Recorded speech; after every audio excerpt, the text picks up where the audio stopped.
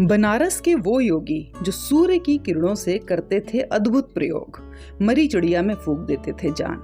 ऐसे स्वामी विशुद्धानंद परमहंस देव को सिद्ध योगी के तौर पर जाना जाता है। देश में उनके कई आश्रम हैं। उन्हें न केवल अलौकिक शक्तियां हासिल थीं, बल्कि सूर्य की किरणों के प्रयोग से अविश्वसनीय काम करते थे। ब्रिटिश पत्रकार और लेखक पॉल ब्रेंटन ने अपनी किताब ए सर्च इन सीक्रेट इंडिया में उनके बारे में विस्तार से लिखा है। दिलचस्पी मुख्य तौर पर आध्यात्मिक भारत और यहाँ के योगियों में थी, जो विलक्षण थे। वो कई योगियों से मिले, उनमें कई के साथ समय गुजारा। इन सभी योगियों और इनकी अलौकिक क्षमताओं के बारे में उन्होंने एक किताब लिखी, सर्च इन सीक्रेट इंडिया। ये किताब भारत की उस दुनिया में ले जाती है जो योगियों और उनकी अपार शक्तियों की दुनिया है। उनकी आध्यात्मिक ताकत को उन्होंने बहुत करीब से महसूस किया और इसके साक्षी भी बने। वह सूर्य की किरणों के साथ अद्भुत प्रयोग करते थे। उनका मानना था कि सूर्य की किरणों में ही असल में जीवन है। इसी से पृथ्वी का जीव जगत चल रहा है। इसी में प्राण है, तो इसके विज्ञान को समझ लो तो दुनिया में कुछ भी असंभव नहीं। फिर तो इसके जरिए आप कुछ भी कर सकते हैं। ब्रेंटन ने उन्हें प्रणाम किया। वह समझ गए कि इस ब्रितानी लेखक के उनके पास आने का प्रयोजन क्या है। उन्होंने ब्रेंटन से अगले दिन उनके शिष्य गोपीनाथ कविराज के साथ आने को कहा, ताकि आपस की बातों को कविराज उन्हें ट्रांसलेट करके बता सके। कविराज खुद बाद में देश की ख्यातिलब्ध हस्तियों में उभरे। उन्हें पद्म विभूषण भी दिया गया। वही बनारस के गवर्नमेंट संस्कृत कॉलेज के प्राचार्य भी बने और तंत्र मंत्र साधना और अध्यात्म पर कई किताबें लिखी। सूर्य की किरणें आ रही थीं। उनके पास एक लेंस और रुई थी। कुछ चीजें उन्होंने छत पर मृत एक चिड़िया को उठाया, उसे एक तय स्थान पर रख दिया।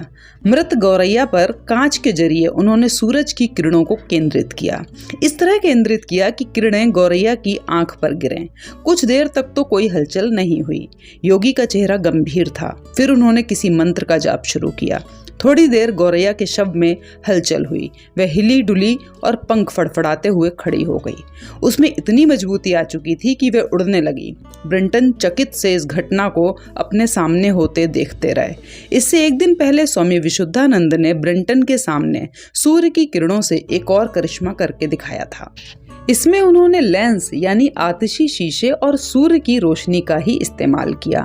तब उन्होंने ब्रेंटन से पूछा कि रुमाल में कौन सी सुगंध चाहते हो। तो ब्रेंटन ने पूछा, क्या आप बेले की सुगंध पैदा कर सकते हैं? आचार्य ने बाएं हाथ में रुमाल लिया, उसके ऊपर शीशा रख दिया। 2 क्षण के लिए सूर्य की किरणें रुमाल पर थिरक उठी। अब उन्होंने कांच को हटाकर रुमाल दिया तो उसके एक कोने से बेला की मधुर गंध आने लगी थी। रुमाल पर कहीं कोई नमी नहीं थी, न ऐसा लग रहा था कि इस पर कोई इत्र छिड़का गया। ब्रेंटन को शक हुआ कि ये हाथ की सफाई या कोई मामूली जादूगरी तो नहीं। तब उन्होंने सामने ही दूसरा प्रयोग किया। अब रुमाल के एक दूसरे कोने पर उन्होंने गुलाब की सुगंध सूर्य की किरणों के जरिए पैदा की। तीसरी बार उन्होंने ब्रेंटन की मांग पर बनफशे की सुगंध पैदा की। संकल्प महात्मा थे योगीराज। उन्होंने योग तथा विज्ञान दोनों ही विषयों में काफी ऊंची स्थिति हासिल कर ली थी। उनका जीवन अलौकिक था। उन्होंने ऐसे कई योग सिद्धियां प्राप्त कर ली थी जिससे प्रकृति, काल और स्थान सब उनकी इच्छा शक्ति के अनुचर थे। विज्ञान की भूमि में भी उनकी उपलब्धियां असाधारण थीं कि सूर्य की जरूरी किरणों को आतिशी शीशे द्वारा रुई आदि पर संकेंद्रित करके वे मनोवांछित धातुएं, मड़ियों और अन्य वस्तुओं या पदार्थ बना देते थे। स्वामी विशुद्धानंद रामकृष्ण मिशन के 8वें अध्यक्ष थे। स्वामी विशुद्धानंद जी महाराज जिस प्रकार सनातन धर्म के उच्च आध्यात्मिक ज्ञान के ज्वलंत प्रतीक थे, उसी प्रकार नक्षत्र विज्ञान, गंध विज्ञान, वायु विज्ञान आदि उच्च विज्ञान के भी वे प्रामाणिक उदाहरण हैं। सूर्य रश्मियों के किरण द्वारा संसार के किसी भी कार्य की सृष्टि कर उन्होंने तत्कालीन अनेक वैज्ञानिक, पत्रकार एवं विख्यात लोगों को दिखाया था, जिससे प्राचीन भारत में उच्चतम वैज्ञानिक ज्ञान का होना प्रमाणित होता है।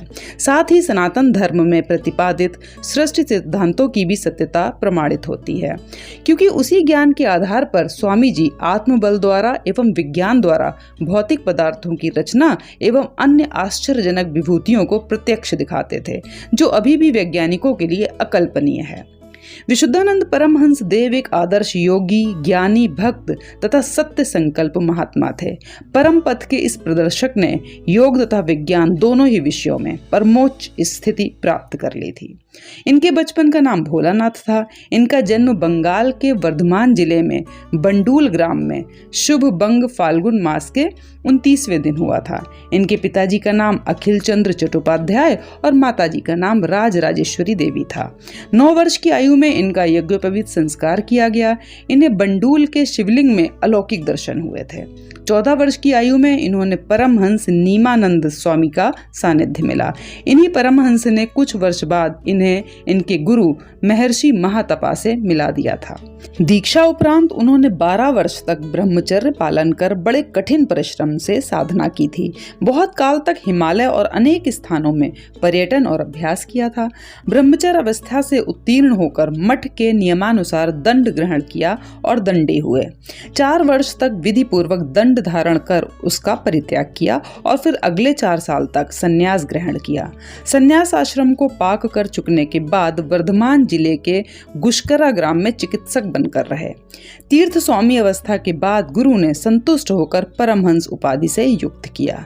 इनके कई शिष्य हुए और इन शिष्यों में गोपीनाथ कविराज सबसे प्रसिद्ध हुए। इनकी 2 विशेषताएं रहीं। पहली, स्वामी विशुद्धानंद में अलौकिक योग शक्ति थी और उनमें योग विभूतियों का तो अंत ही नहीं था। पतंजलि योग दर्शन के विभूतिपाद में जितनी विभूतियों का वर्णन मिलता है, उससे भी किसी अंश में अधिक शक्तियों, विशेष करके इच्छा, ज्ञान तथा क्रिया शक्ति का स्फुरण इनमें देखा गया। दूसरा, स्वामी जी योग की व्याख्या योग की सोपान परंपरा के रूप में करते थे। उनका कहना था कि कर्म ही मंथन है, उसी से ज्ञान होता है। चैतन्य रूप ज्ञान से भक्ति, भक्ति से प्रेम और प्रेम से साक्षात्कार। यही अध्यात्म साधना की योगियों द्वारा अनुभूति परिपाटी है। सबके मूल में है कर्म। वह योग साधना का प्रथम सोपान है, मूलाधार है।